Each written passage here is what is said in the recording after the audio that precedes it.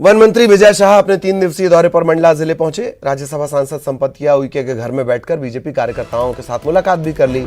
जबकि प्रदेश के गृह मंत्री नरोत्तम मिश्रा ने कोरोना संक्रमण को देखते हुए मंत्रियों और विधायकों को, सांसदों को 14 अगस्त तक सार्वजनिक कार्यक्रम या दौरा नहीं करने की हिदायत दी है। बावजूद इसके मंत्री ने मंडला में बैठक कर ली। इसके बाद वो कान्हा टाइगर रिजर्व पहुंच गए। जब उनसे सवाल किया गया तो मंत्री ने गृह मंत्री के आदेश की जानकारी नहीं होने की बात कही। मंत्री को गृह मंत्री के आदेश की जानकारी नहीं है, यही मंत्री कह रहे हैं कि मुख्यमंत्री जी ने कह दिया, इस वजह से हमने टेस्ट करा लिया। इनके विवेक को देखिए आप, इनके ज्ञान की सीमाएं देखिए। मैं फिर कह रहा हूं कि चिंता इस बात की नहीं है कि मंत्री जी अब संक्रमित हो रहे हैं, जनप्रतिनिधि नेता संक्रमित हो रहे हैं। उनके संपर्क में जो आम आदमी आता है उसके इलाज की सुविधा नहीं है अभी।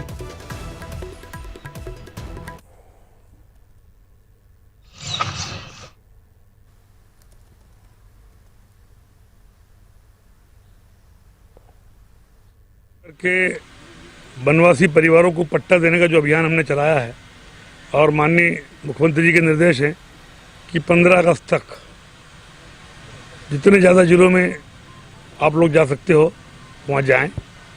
कलेक्टर और ट्राइबल डिपार्टमेंट के अधिकारी और फॉरेस्ट डिपार्टमेंट के अधिकारी मिलकर समीक्षा करके अधिकांश लोगों के जो पट्टों की समस्या है उन पट्टों की समस्या का निराकरण करने के लिए हम लोग हर वन में जा रहे हैं। और गुरुवार को मध्य प्रदेश सरकार की तरफ से प्रेस कॉन्फ्रेंस की गई। पत्रकारों से चर्चा करते हुए नरोत्तम मिश्रा ने साफ कहा कि प्रदेश में 14 अगस्त तक सभी रैली और सभाओं पर रोक लगा दी गई है। इसके साथ ही सरकारी बैठकें भी वीडियो कॉन्फ्रेंसिंग के जरिए होंगी। मास्क लगाना अब सबके लिए जरूरी है। विधायक, मंत्री, सांसद, इन्हें भी मास्क लगाना जरूरी है। नरोत्तम मिश्रा ने यह भी कहा कि सरकार कोरोना को लेकर गंभीर है और अगर जरूरत पड़ी तब ही जिलों में लॉकडाउन लगाया जाएगा।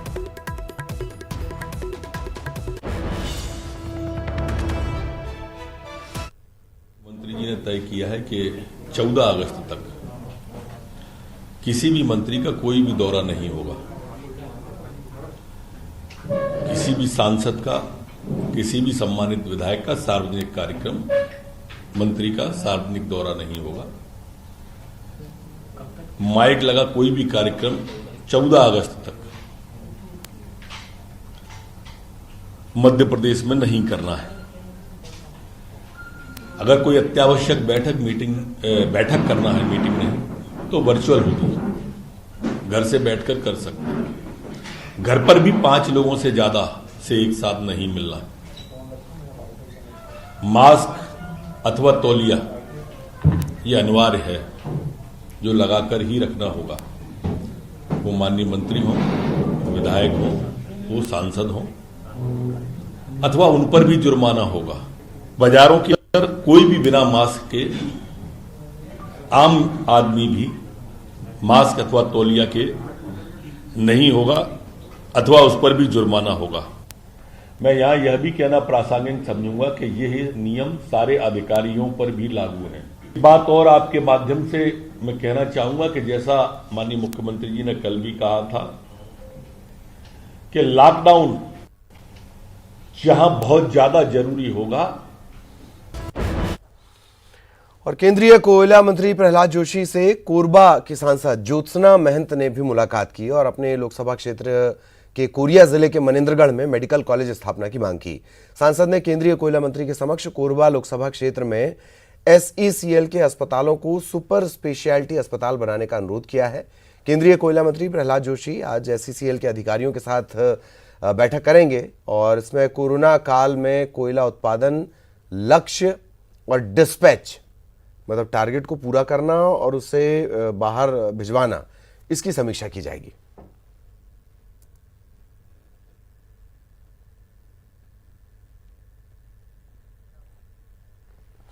खबर रायपुर से, बंद नहीं होगा 102 मेहतारी एम्बुलेंस सेवा का संचालन। 31 जुलाई के बाद भी एम्बुलेंस सेवा संचालन की सहमति मिल गई है। जीवीके का ये कहना है, जीवीके वो कंपनी है जो इस एम्बुलेंस का संचालन करती है और EMRI ने सेवा संचालन, जीवीके EMRI सेवा संचालन की इसने सहमति दे दी है। नई संस्था के चयन तक सेवा का संचालन जारी रहेगा, मतलब जब तक कोई नया संचालक नहीं मिलेगा तब तक ये पूरा संचालन चलता रहेगा। पूर्व निर्धारित दरों और शर्तों के अनुसार सेवा की अवधि बढ़ा दी गई है।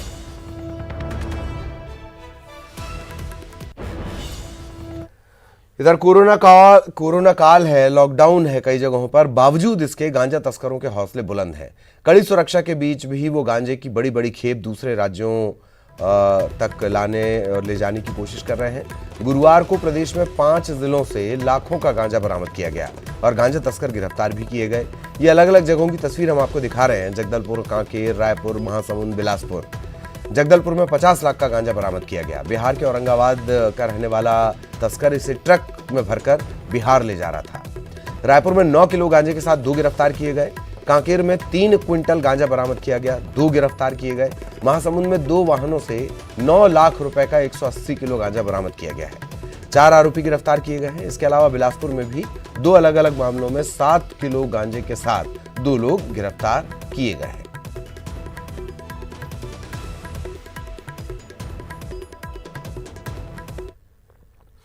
कोरोना के संक्रमण काल में पहले लोगों को सुविधाएं देने का ऐलान और फिर नियम कानून का हवाला देकर इसमें पेंच फंसाना, अब मानो छत्तीसगढ़ की ऐसी नियति बन गई है। ताजा मामला आम लोगों को राशन दुकान से निःशुल्क मास्क और सैनिटाइजर समेत अन्य सामान देने का है।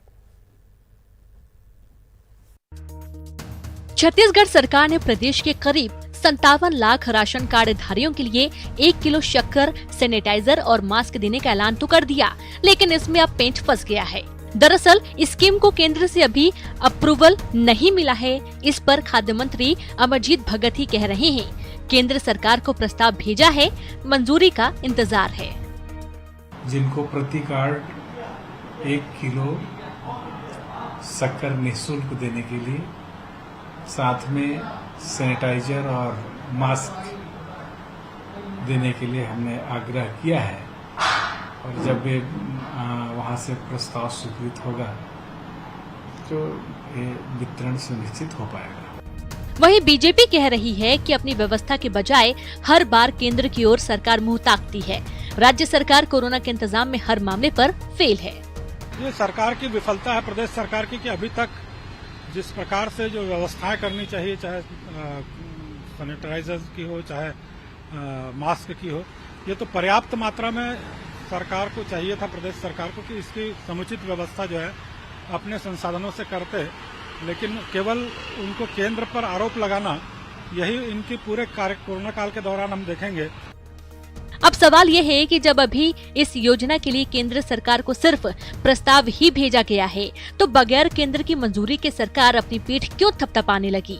सवाल ये भी है कि मौजूदा वक्त में योजना की जरूरत को देखते हुए बगैर किसी राजनीति के केंद्र को जल्द से जल्द मंजूरी नहीं देनी चाहिए। अवधेश मिश्रा, न्यूज़ 18, रायपुर। एक तरफ बेजुबान जानवरों और पक्षियों के लिए कई कानून बनाए गए हैं, वहीं किसी पेड़ को बिना अनुमति काटना गैरकानूनी भी है।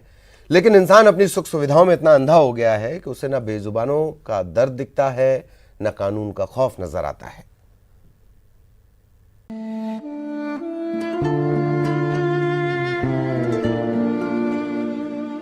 लोग टूट जाते हैं एक घर बनाने में, तुम तरस नहीं खाते बस्तियां जलाने में। शायर वसीर बद्र की ये पंक्तियां इन बेजुबानों पर बिल्कुल सटीक बैठती हैं, जो चेहरे पर मायूसी लिए इधर उधर भटक रहे हैं। इन्हें नहीं पता कि इन्हें किस खता की सजा मिली है। कोई माँ अपने बच्चे को तलाश रही है तो कोई अपने घोंसले को। घोंसले टूट गए हैं, कईयों की जान भी चली गई है। उन्हें नहीं समझ आ रहा कि ये सब क्यों उनके साथ हुआ। बेजुबानों को इस तरह बिलखते देख आसपास के लोग भी दुखी नजर आए। जिस तरीके से जस्ट मेरे पीछे में जो आम का पेड़ था, इसमें हमने कॉलेज भी यहीं पे हम बचपन से आते जाते रहे हैं और देखे थे यहाँ पे लगातार बहुत सारे बगुलों का यहाँ पे बसेरा हुआ करता था। लेकिन अचानक से इसे जो पेड़ कट जाने की वजह से बगुलों का और उनके बच्चों का नुकसान हुआ, उनके प्राण तक चली गई है। बहुत सारे बगुले यहाँ पे मर चुके हैं, जिनके घोंसला था उनका घोंसला टूट चुका है। बेजुबानों की दर्द भरी दास्तान सूरजपुर की है, जहां वर्षों पुराने आम के पेड़ पर बगुलों ने अपना आशियाना बनाया था। लेकिन पेड़ के मालिक को इनका गंदगी करना पसंद नहीं आया और उन्होंने बिना कुछ सोचे समझे पेड़ कटवा दिया। इस पूरे मामले की जानकारी जब जिले के डीएफओ को लगी तो वह भी भावुक हो गए और पेड़ काटने की जांच की बात कही। हमारे नॉलेज में आया और सुनकर जो है दुख हुआ मुझे और मैं इसको तत्काल रेंज अफसर को भी निर्देश दे दिया हूँ कि उस मौके में जाके जांच करें किसने काटा है, किस प्रकार से किया है, किस जानवर की रहवास जो थी उसको मतलब विनाश किया है उन्होंने, इसको कार्रवाई करवाता हूँ। बहरहाल जो भी हो, इन बेजुबानों का आशियाना तो अब उजड़ ही चुका है। शायद इन्हें नहीं पता कि इनके घरौंदे और परिवार को प्रकृति के दुश्मन ने उजाड़ दिया और वो अब भी किसी आस में इधर उधर भटक रहे हैं। वरुण राय, न्यूज़ 18, सूरजपुर। और इसी के साथ इस बुलेटिन